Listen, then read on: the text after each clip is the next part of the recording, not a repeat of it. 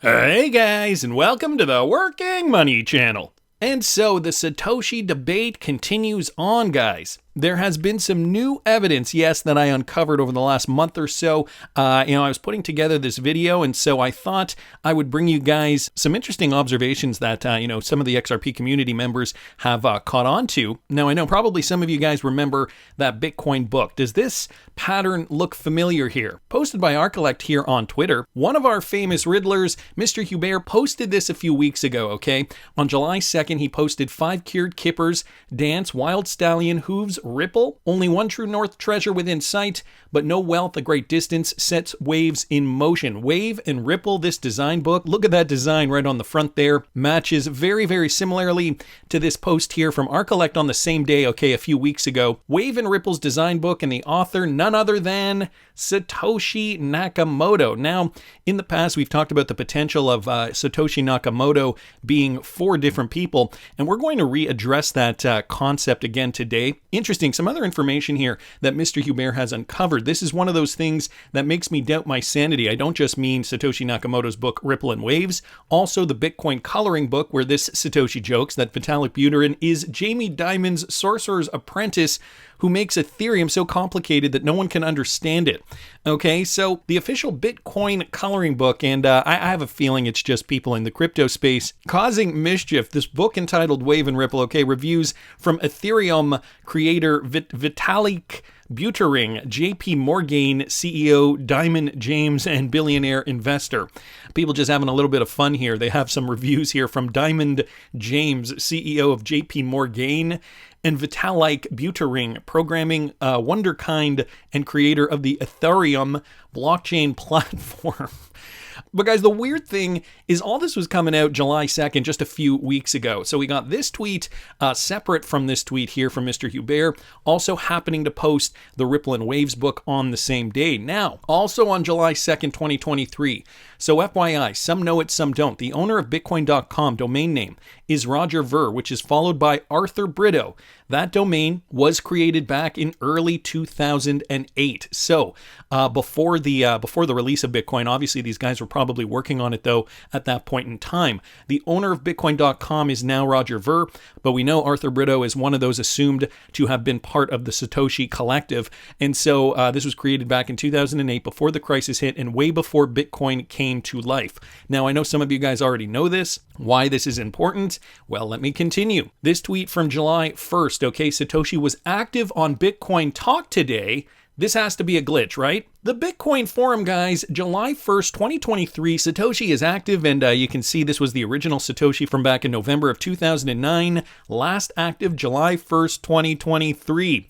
So it looks as though we are finding some inclination that Satoshi Nakamoto is still alive. Now, to give you guys a bit of a refresher, here's a video that I posted about 1 year ago, okay, from July 2022, connecting the Department of Homeland Security to Satoshi Nakamoto's identity. Let me just play you guys this clip, but some other things since then have added some more questions to this bizarre story. First, listen to this.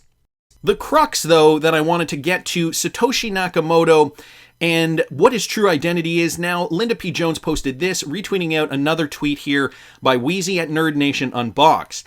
And this is a bit of a bombshell. The person speaking in this clip is Rana Soud, Assistant Special Agent in charge of Homeland Security investigations. Does the government know who Satoshi is? And did they meet with them? Them being in quotes, multiple people? Let me play you guys this. We looked at Bitcoin. It was the most prevalent at that point. We had seized quite a bit of it, millions of dollars worth under the Silk Road investigation. So one of our agents who started looking at another online marketplace through the deep web, which was called Black Market Reloaded, they were sending weapons through packages and ordering them on the dark web. And he was really, really smart, forward-leaning agent. And he goes, I want to go interview Satoshi Nakamoto. And we're like, what? He said, yeah, I want to go interview this guy. And at the time, we're like, hey, it's a figment of somebody's imagination. Maybe it's true, maybe it's not true. So, we had all this pushback from our headquarters. And we thought, hey, if an agent wants to go talk to him and we have some money, why don't we send him? Let's find out how this works. So as it came to be, the agents flew out to California, and they realized that he wasn't alone in creating this. There were 3 other people, and they sat down and met with them and talked to them to find out how this actually works and what their reason for it was. So wait a minute. The agent went out, met with Satoshi Nakamoto, and realized it wasn't just one person, so they had the meeting, in other words. Realized it wasn't just one person, there were 3 others with him, so 4 people total. And so I guess this means that the CIA, the FBI, the Department of Homeland Security, whoever, an agency within the government, does actually know Satoshi's true identity. Generation XRP down here saying, I love this vid. Be aware it doesn't have a use. Steve mentioning something about the IP address. California, I thought I read the IP address was somewhere in Arizona. So people are speculating because there have been other stories regarding Satoshi Nakamoto's true identity. What was the other thing? Oh yeah, this was an interesting one. Faith down here bringing this up. The way they could have came up with Satoshi Nakamoto, Samsung, Toshiba, Nakamichi, and Motorola. Well, what do the first few letters in each word represent? Satoshi Nakamoto. An interesting discovery. Now, it gets even more interesting, though.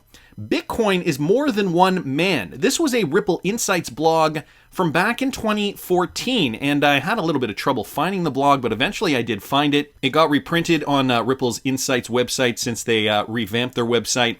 And this was actually written by none other than Satoshi Nakamoto. The beauty and brilliance of Bitcoin is that it isn't about one man or one company or one centralized authority. He starts off by saying it's about everyone. Bitcoin is a grand experiment, a testament of what's possible and a glimpse of tomorrow that, in and of itself, by design bigger than any single entity, it's an innovative solution that brings us closer together and is driven by us all and an inspiration for the rest of us to build a smarter world. The essence of math-based currencies lie in the protocol itself, an elegant convergence of cryptography, a peer-to-peer public ledger, and an open-source development that solves the Byzantine general's problem. Suddenly, people can send money online without an intermediary, at least in crypto form, like giving someone cold hard cash, which perhaps, frustratingly and perplexingly, remains no easy feat. The practical consequences of solving this problem is that Bitcoin gives us, for the first time, a way for one internet user to transfer a unique piece of digital property to another internet user, such that the transfer is guaranteed to be safe and secure. Everyone knows that the transfer has taken place, and nobody can challenge the legitimacy of the transfer. This was written by technologist Mark Andreessen in an op-ed for the New York Times. The consequences of this breakthrough are hard to overstate. Andreessen Ventures Fund, by the way, Andreessen Horowitz, is an investor in Ripple Labs. There's only a few more paragraphs down here. I will link this in the description. It's funny, though, how back in 2014, when Ripple was first really kind of starting to take off, get off their feet, that they posted this Insights blog. Of course, you know, the whole idea around cryptocurrency and decentralized money and the transfer of funds has always stemmed from Bitcoin because it has been the granddaddy of cryptos, the one that started it all. XRP 1 may argue is a Bitcoin 2.0. As the experiment has been continuing, cryptographers have realized there is a better way to create a cryptocurrency. And so could this be an overstatement, an understatement perhaps? Bitcoin is a grand experiment. Well, this was allegedly written by Satoshi Nakamoto himself. So this is where it gets more interesting. Where was it? Just down here. This from Disruptive Capital. So if Homeland Security is aware of this, can it also be safe to assume they know who these 4 individuals are? And guys, there's been a lot of speculation about who these people are. The sour man down here saying David Schwartz, Arthur Brito, and 2 more perhaps. I think the same. Don't forget the picture from David Schwartz with Ripple, built by Bitcoiners. Brad Garlinghouse, Jed McCaleb, Chris Larson, David Schwartz equals Satoshi Nakamoto. It's just my opinion. Also, I feel as if Bitcoin was the test for something greater. Mr. SLR stating that. Now, I don't think Brad Garlinghouse or, it could be Chris Larson, but I don't think those 2 are actually implicated. I think Jed McCaleb is a good candidate. David Schwartz, probably. Arthur Brito, most likely as well. Lionel Simpson down here saying Garlinghouse wouldn't be on the list. Arthur Brito would be, though. Garlinghouse came into the picture well after OpenCoin acquired 70% or so of the XRP and became Ripple at a later date. So Brad Garlinghouse, more of the CEO type that they brought in later. David Schwartz, Arthur Brito, and Jed McCaleb, though, 3 very good candidates. Let me continue, guys, because Andrezel also posted this. We got to remind ourselves what David Schwartz patented back in 1988, August 25th, 1988. So the late 80s. This was essentially the blueprint for distributed ledger technology. A multi-level distributed computer system for distributed processing preferably includes a plurality of personal computers. Blech, a lot of P's there. A task inputted to the system is divided into a plurality of portions. As many of the portions as possible are distributed for the processing on the lowest level of the system. Sorry guys, it's really hard to read. Those portions unprocessed on the lowest level are distributed for processing on the next lowest level. Remaining unprocessed portions of the tasks are distributed to available computers on successively higher levels of the system until all of the tasks have been distributed for processing. So this was the blueprint, this was the plan, and David Schwartz did patent this. Actually, the date of the patent was finally 1991, June 18th, 1991, but it was originally filed in August of 1988. Decades before Bitcoin even came out onto the scene. And again, a patent filed by David Schwartz. So it's getting more interesting. I also did a video, I don't know if you guys remember, back in February of 2020, when Tiffany Hayden dropped a bomb about the creator of Bitcoin. It sounded as though she knew who it was. Listen to what I said back then. And I don't know if you remember that video I did a while ago, the conspiracy theory video. If you do not remember, I will link it up here in the top right hand corner. It's this icon here, guys, for those of you guys who are browsing my channel. Talks about David Schwartz working for the government, possibly the creator of Bitcoin. Well, you know what? Tiffany Hayden dropped a bomb on Twitter. So Backup Bradley, first of all, puts up this poll, okay? Who is the real Satoshi? And he gives some suggestions. David Schwartz, Craig Wright, who's clearly not Satoshi, the government, or none of the above. So a lot of people pointing towards David Schwartz, some people towards the government, some people towards none of the above. This is quite an equal spread, first of all. 42.4% clearly David Schwartz is the winner, but, the government trailing with 30% and none of the above with 26.9%. Okay. So then, XRP Myrtle Beach posts this screen grab, something Tiffany Hayden said on Twitter, the same people who created Bitcoin also created XRP. Whoa, what? I hope you'll be able to carry on with life, but considering it's been over 7 years and you haven't been able to figure out the difference between a digital asset and a private company, I won't hold my breath. Okay, making a joke about probably a previous comment that we can't see up here. And XRP Myrtle Beach responds, so Joel Katz created Bitcoin? And Tiffany Hayden responds, ask Jed. Well, ask Jed? Are you kidding me? Is there more down here? No, just ask Jed. So, is she saying that the same person who created Bitcoin created XRP? And for those of us who want the real answer, we should ask Jed McCaleb. Yes, one of the co-founders of Ripple. So at that time, Tiffany Hayden did drop a bomb giving us more information, essentially stating that the same people that created Bitcoin did create XRP. Now we're just taking her word for it. There is no real way we can back this up. But it sounds as though that the government at that time did go and interview Satoshi Nakamoto, which I'm putting in quotes here, talk to the 4 people that created Bitcoin. So the government knows the identity. It sounds as though Tiffany Hayden perhaps knows the identity too. And I think, guys, we are on the right track. Wow, so bombshells being dropped throughout 2020. That was when I first found out that little connection. And it's funny because Tiffany Hayden keeps popping up every now and then when it comes to this Bitcoin David Schwartz controversy. So that was the 2020 video. This was a video that I played. So a video within a video. And again, this was from a year ago, from July of 2022. Fast forward to today, though, guys, and we've got even more information, possibly solidifying this theory. Ashley Prosper posting this. Okay, Bitcoin is a trap, and no one can tell me it's not. They'll pump it to the moon to get more people putting money into it. Meanwhile, XRP price movement is so unattractive to the money-hungry masses that they leave it alone. Now, remember, this tweet was from before, just one day, or actually just the morning before we got the announcement of the lawsuit. She says, exactly as planned. Oh, they are clever, and they know human psychology very well. Recognized when the government is testing stuff on you. So she reposted out JT Marlin XRP Financials tweet. Interesting form on the creator of SHA-256 on bitcointalk.org. Now, where this fits in, guys, very interesting connection here. I work single-handedly developing and reverse engineering firmware, okay, for Motorola cable modems. The reason I'm bringing this to light at this specific period of time is because without the events taking place globally, nobody would think twice about the things I'm about to tell you as being factual. Short answer, the government created Bitcoin, specifically the National Security Agency. So the NSA Yes, that same agency that David Schwartz worked for all those years ago. When? 2021, by a mathematician known as Glenn M. Lilly, employed under the direction of the NSA. Why? As a control mechanism to tax as well as to trace individuals with ease. It's a lot easier to believe with everything currently happening globally right now, government overreach, etc., which is why I didn't post this info sooner. Satoshi Nakamoto is a pseudonym to take any focus you have off the US government and their interaction with cryptocurrencies. The person's tracks were covered so well that no government agency or individual has been able to uncover their true identity until now. So I guess until a few years ago when, the person in that presentation spilt the beans, 4 people, essentially being the essence of Satoshi Nakamoto. How, instead of trusting anyone to give me reliable information, I made inquiries, used intuition, and checked a multitude of sources. My thought process: if I invented something as monumental as Bitcoin, I would take credit for it somewhere, wouldn't you?